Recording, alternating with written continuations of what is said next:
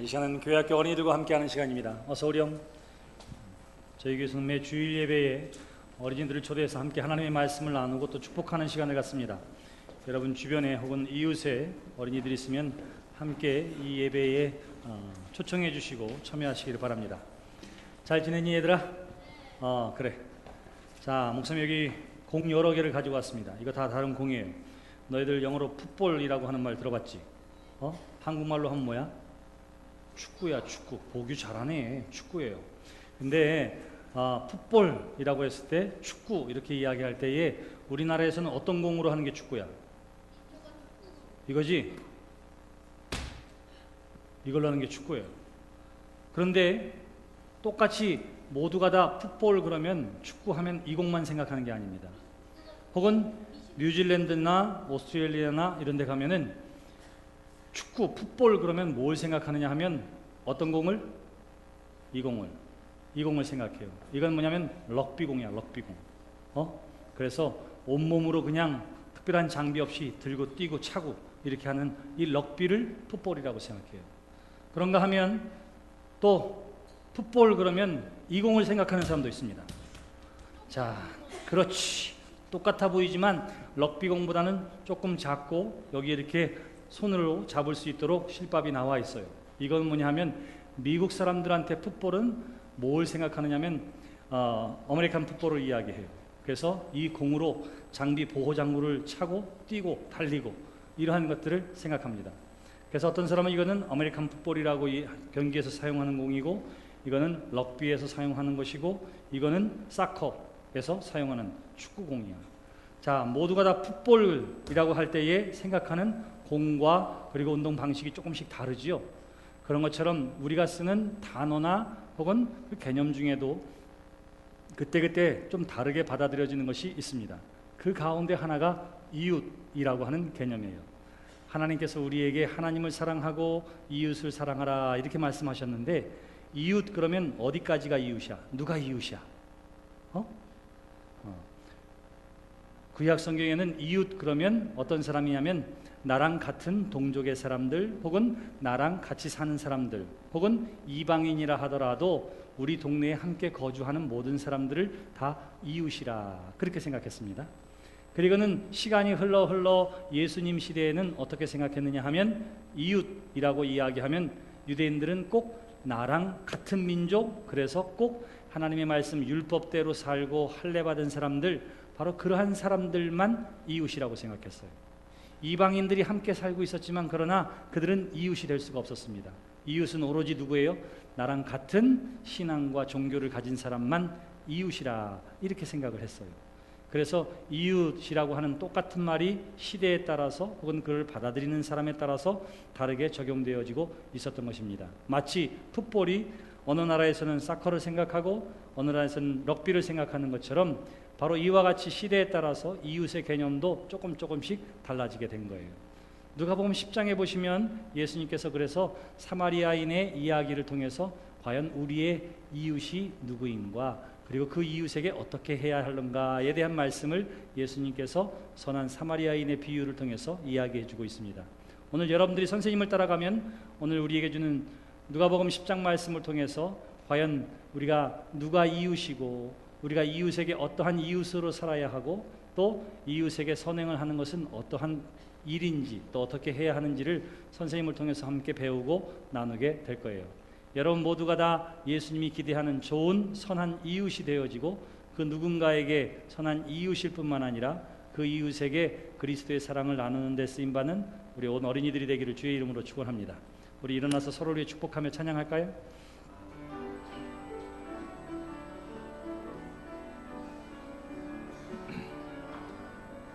당신은 사랑받기 위해 태어난 사람 당신의 삶 속에서 그 사랑받고 있지요. 당신은 사랑받기 위해 태어난 사람 당신의 삶 속에서 그 사랑받고 있지요. 당신은 사랑받기 위해 태어난 사람 지금도 그 사랑 받고 있지요. 당신은 사랑받기 위해 태어난 사람, 지금도 그 사랑 받고 있지요. 그리고 다음 주에 만나자. 안녕. 오늘 우리에게 주시는 하나님의 말씀은 누가복음 10장 25절부터 37절까지 있는 말씀입니다.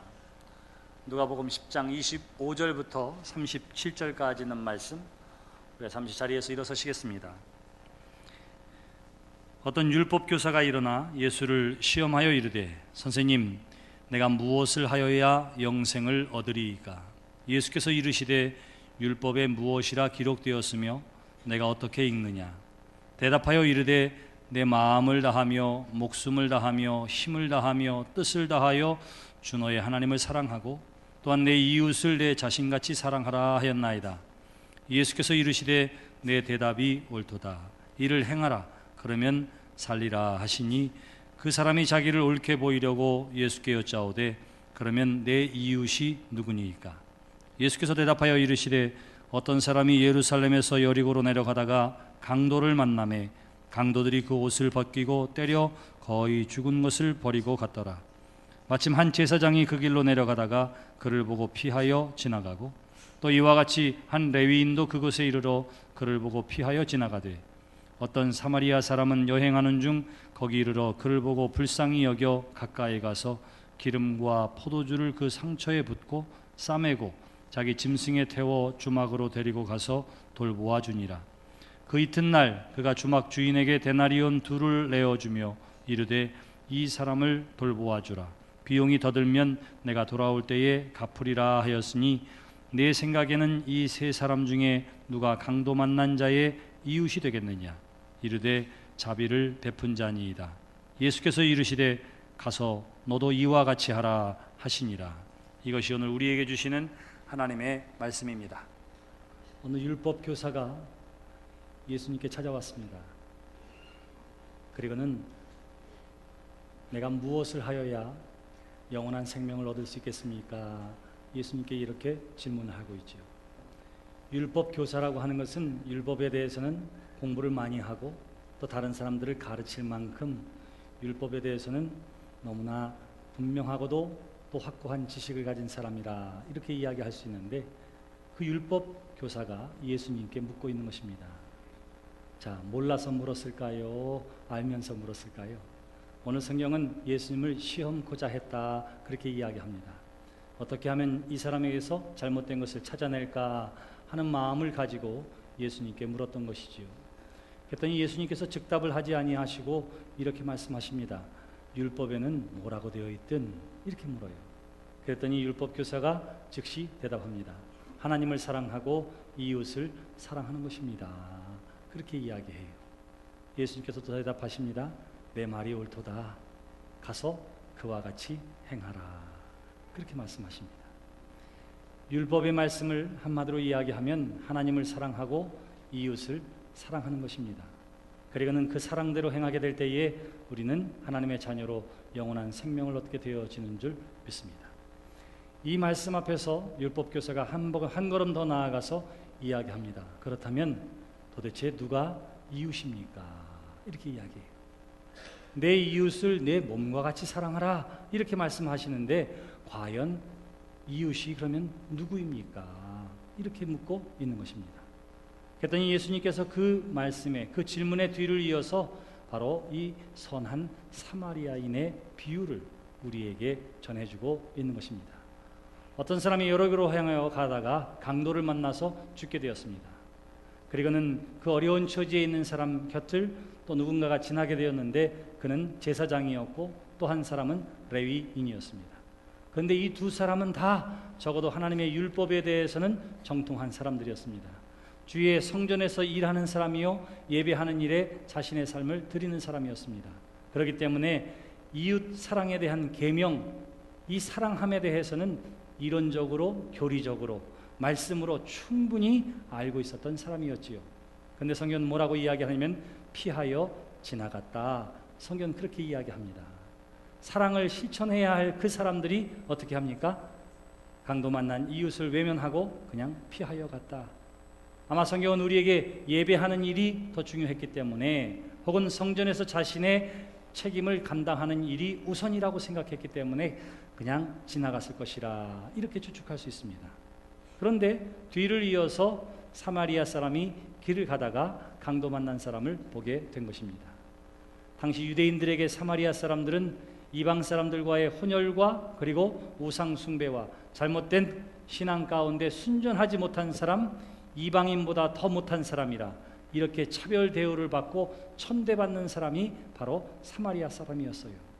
그 사마리아 사람이 길을 가다가 강도 만난 사람을 보게 됩니다. 오늘 성경은 뭐라고 이야기하느냐 하면, 그가 포도주를 주고 상처에 기름을 바르고 자기의 동물에 이 사람을 태워서 주막에 데려다 주고 하룻밤을 같이 머무르면서 그를 간호하고, 그리고 자기의 길을 떠날 때에는 노동자의 하루 임금에 해당하는 것이 데나리온인데 두 데나리온이나 주막 주인에게 주고는 이 사람을 잘 보살펴 주십시오. 혹시 돈이 든다면 걱정하지 마세요. 내가 오는 길에 다시 들려서 돈을 지불해 드릴 터이니 이 사람을 잘 돌보아 주십시오 하고는 길을 떠났다. 그렇게 이야기합니다. 그리고는 예수님께서 다시금 율법 교사에게 묻습니다. 내가 생각하기에 이 사람에게는 누가 이웃이 되겠느냐, 그렇게 물어요. 자비를 베푼 사람입니다. 선한 사마리아 사람입니다. 예수님께서 동일하게 말씀하십니다. 가서 너도 이와 같이 행하라. 이와 같이 행함이 곧 영원한 생명을 얻을 수 있는 길이다. 이렇게 말씀하고 있는 것입니다. 자, 예수님께서 이 말씀을 무엇 때문에 하셨느냐 하면, 하나님을 사랑하고 이웃을 사랑하는 것에 대한, 특별히 이웃 사랑에 대한 좋은 예로 예수님께서 말씀해 주셨습니다. 문제는 어디에 있느냐 하면 이 말씀을 어떻게 받아들이느냐 하는 거예요. 예수님께서 이 말씀을 하실 때에 어떤 사람들은 선한 사마리아인이 바로 예수 자신을 비유해서 하시는 말씀이라 이렇게 생각하기도 했습니다. 다시 말하면 제사장이나 혹은 레위 사람들에게 인간 구원의 문제가 달려있는 것이 아니라 오로지 구원의 문제는 예수 그리스도에게 달려 있습니다. 이렇게 생각하는 것이고요. 또 이것을 좀 더 은유적으로 해석한 사람들도 있어요. 그래서 강도 만난 사람은 죄악 가운데 죽을 수밖에 없는 인류를 의미하고, 선한 사마리아인은 예수를 의미하고, 그 강도 만난 사람을 맡긴 주막은 무엇을 의미하느냐 하면 교회라 이렇게 생각하고, 두 데나리온을 주었다 하는 것은 신약과 구약이라고 생각하고, 그리고는 내가 다시 와서 이 사람을 회복시켜 주시고 또 이 사람에 대해서 필요한 것들을 공급해 주겠다. 선한 사마리아인이 그렇게 얘기하고 다시 올 것에 대해서 이야기한 것은 예수 그리스도께서 부활 승천하신 후에 재림에 대한 약속, 그래서 선한 사마리아인은 곧 예수 그리스도라 이렇게 해석할 때가 있었습니다. 또 어떠한 때도 있었느냐 하면, 여러분 한 사람 한 사람 예수님을 따르는 제자들은 모두가 다 선한 사마리아인처럼 이웃을 사랑하는 좋은 이웃, 좋은 그리스도인이 되어야 한다고 하는 윤리적인 교훈이라 이렇게 생각할 때도 있었어요. 그러나 예수님께서 내가 뭐 하는 사람인지 아니? 라고 하는 이야기를 하기 위해서 도대체 누가 이웃입니까? 라고 하는 것에 대한 예로 자신을 이야기하지 않은 것은 분명합니다. 오늘 본문의 말씀은 오히려 과연 이웃이 누구냐라고 하는 율법 교사의 질문 가운데에 우리가 이웃에 대해서 어떠한 생각을 가져야 하며 이웃에 대한 책임이 무엇인지를 예수님께서 가르쳐주고 있는 것입니다.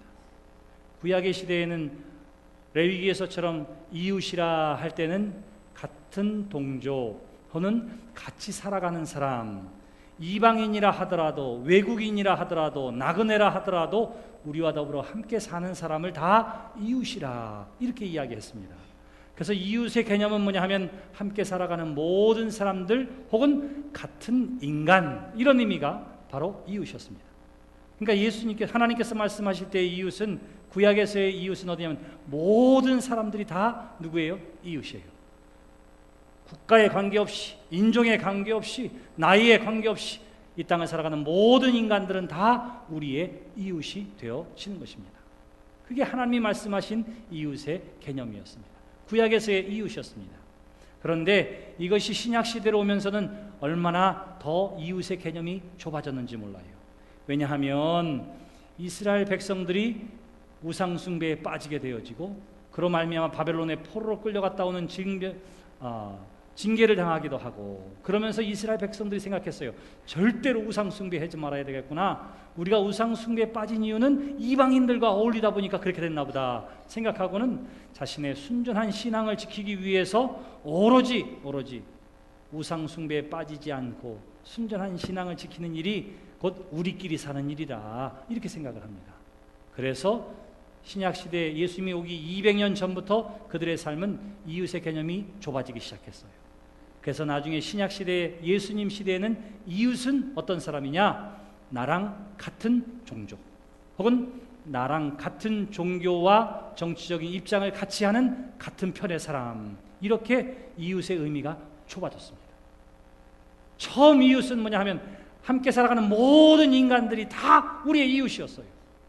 그런데 이것이 점점 좁아져서 우리의 이웃이 되었다고 했을 때에 신약시대의 사람들은 어떻게 생각하느냐 하면 나랑 같은 종교, 한 율법을 행하는 사람, 할례 받은 사람, 나랑 정치적인 입장을 같이 하는 나의 편, 바로 이러한 사람들을 이웃이라고 생각했습니다. 그러다 보니까 함께 더불어 한 동네에 살면서도 유대인이 아닌 이방인이거나 정치적인 입장이 다르거나 혹은 당이 다르면 다 뭐가 돼요? 이웃이 아니라 적이 되어서 감정적으로 불편하고 갈등을 겪는 시대가 바로 그 시대였습니다. 그렇기 때문에 율법교사가 내 이웃을 내 몸같이 사랑하라고 그랬는데 도대체 그 이웃이 누구입니까? 라고 하는 질문에 대해서 예수님께서 답하고 있는 거예요. 예수님의 답은 무엇입니까? 이 사람이 바로 내 이웃이다, 이렇게 이야기하는 것이 아닙니다. 도대체 누가 내 이웃입니까? 라고 하는 물음에 대해서 예수님께서는 뭐라고 대답하시냐 하면 이 강도 만난 사람에게 누가 이웃이 되느냐, 이렇게 물어요. 그 이야기는 누가 나의 이웃입니까?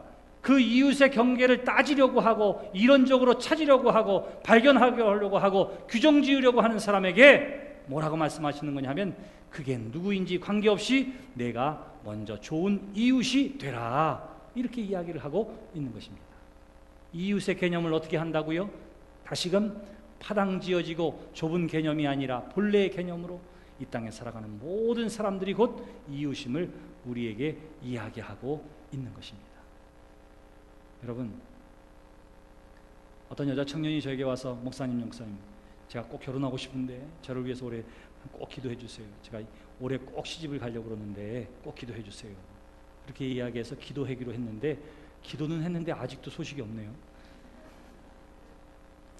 근데 제가 이렇게 물어봤어요. 사랑은 해봤어요? 그랬더니 아이고 요즘 눈에 들어오는 남자가 하나도 없어요. 제대로 된 남자가 없다고 여기 이렇게 많은데도 그렇게 얘기하더라고요. 그래서 제가 뭐라고 얘기했느냐 하면 제대로 된 남자를 만나서 사랑하면은 너 평생 시집 못 갈지도 몰라, 이렇게 얘기했어요. 그리고 뭐라고 얘기했느냐면 일단 사랑해, 사랑을 시작해. 그러면 남자들이 눈에 들어오기 시작할 거야. 이게 무슨 말인지 잘 모르죠. 누구랑 내가 결혼할까? 나랑 어울리는 사람이 누구지? 수준이 누구랑 맞지? 어디 보자. 이렇게 생각하고 사람들을 쳐다보면은 그 사람은 사랑에 빠지기 어려워요. 첫째, 그 인상 때문에 싫어요. 왜? 살펴보니까 계속 이렇게 살펴보는 사람을 누가 좋아하겠느냐고요. 누가? 그래서 제가 뭐라고 이야기했다고요? 먼저 사랑을 해. 그러면 남자가 보일 거야. 그랬어요. 무슨 말입니까? 먼저 사랑하는 거예요. 웃으면서 누구를 만나도 아이고 반갑습니다. 안녕하세요. 잘 지내셨어요? 서로 뭐예요? 누구를 만나든지 웃으면서 인사하고 밝게 이야기하고 친절을 베풀고 이러는 거예요. 그러면 누가 나타나기 시작해요? 남자가 나타나기 시작하고 찾아오기 시작하고 눈에 보이기 시작하는 거예요. 뭐가 중요해요?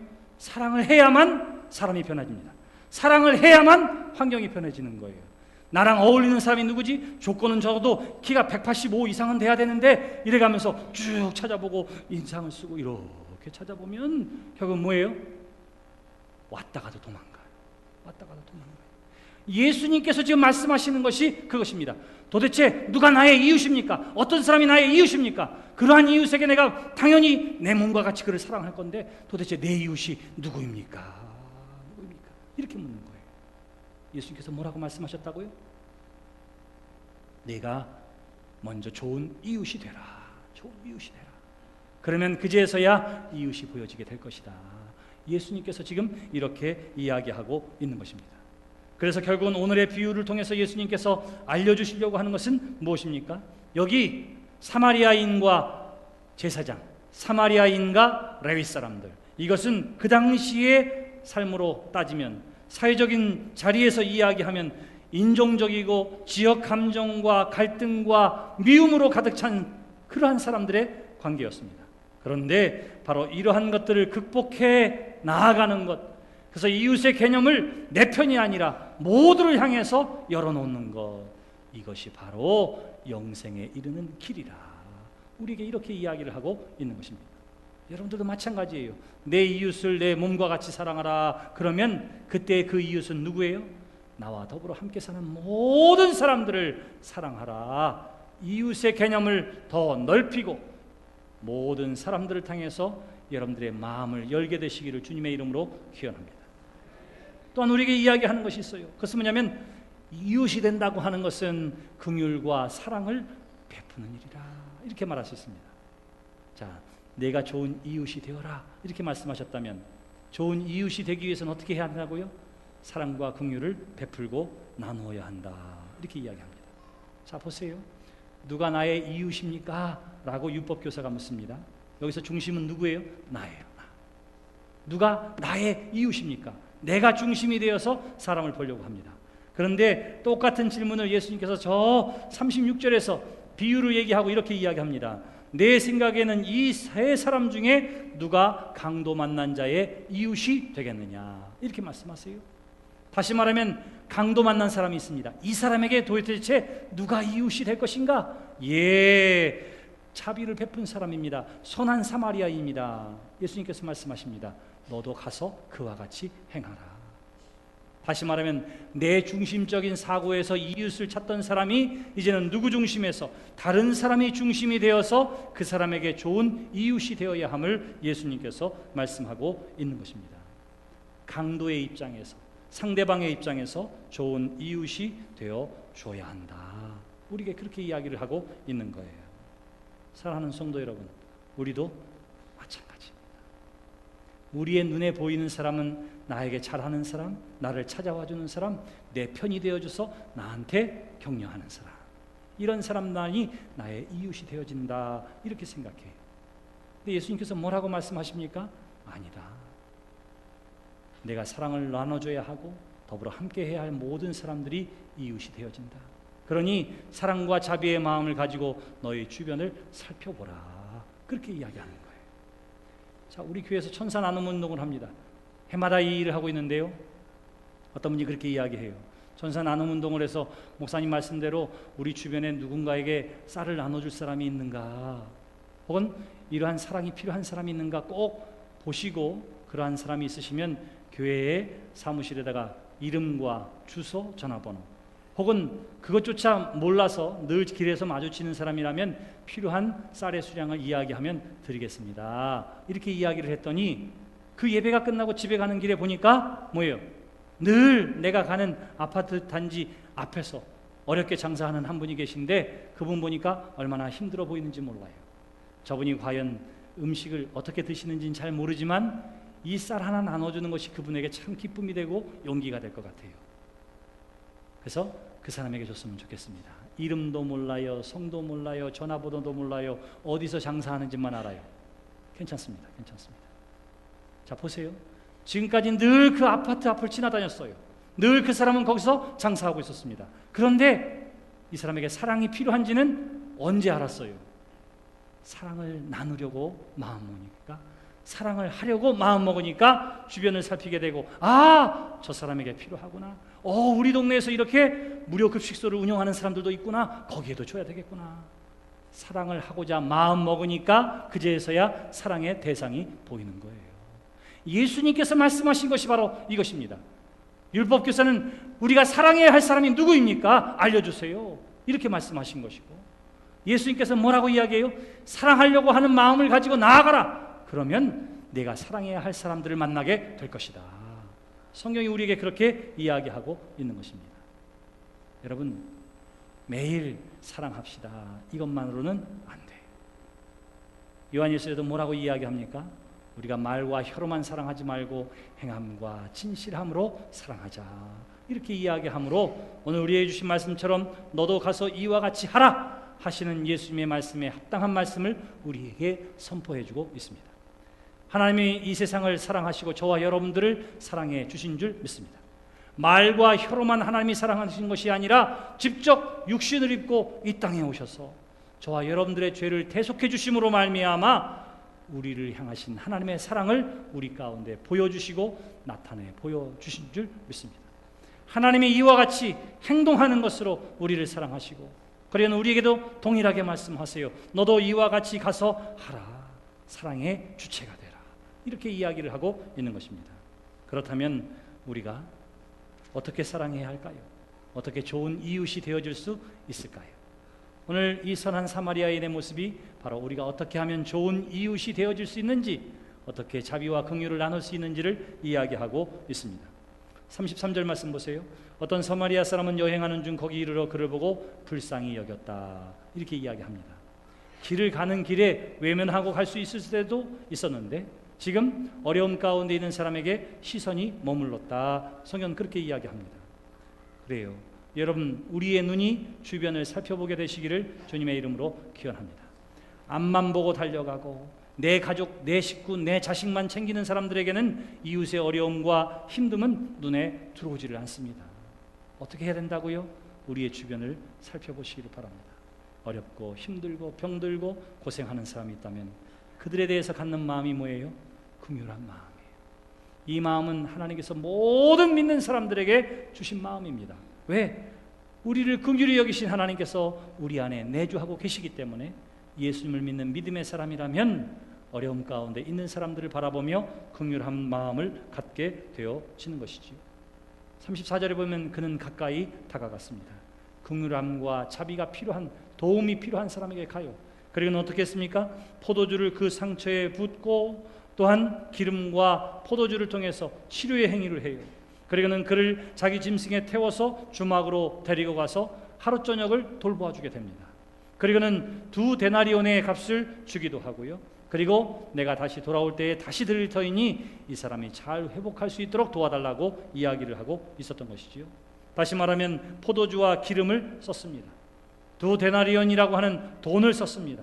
뿐만 아니라 자기는 여행길을 계속해서 가도 그만이었는데 이 강도 만난 사람을 구제하기 위해서, 도우기 위해서 그곳에 함께 주막에 머물러서 시간을 보냈다. 이렇게 이야기합니다.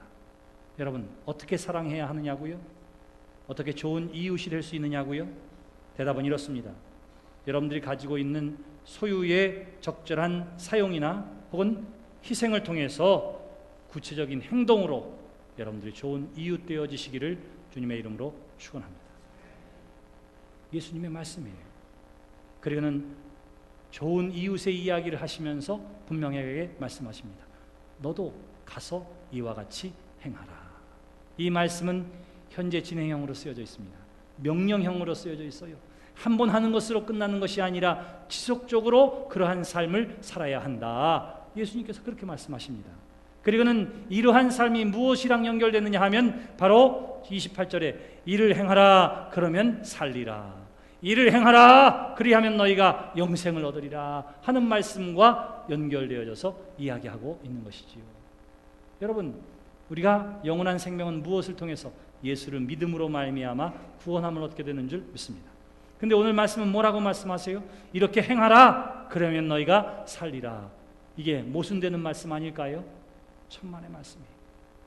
우리가 하나님을 믿습니다, 예수가 그리스도임을 믿습니다 하는 것은 뭐예요?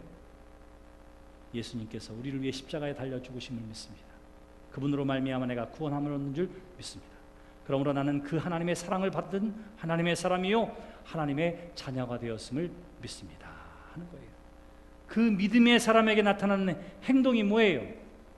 하나님이 우리를 사랑하신 것처럼 이웃을 사랑하는 것을 통해서 내가 그리스도인 되어짐을, 내가 구원받은 하나님의 백성임을 또한 저절로 드러나게 되어지는 줄 믿습니다.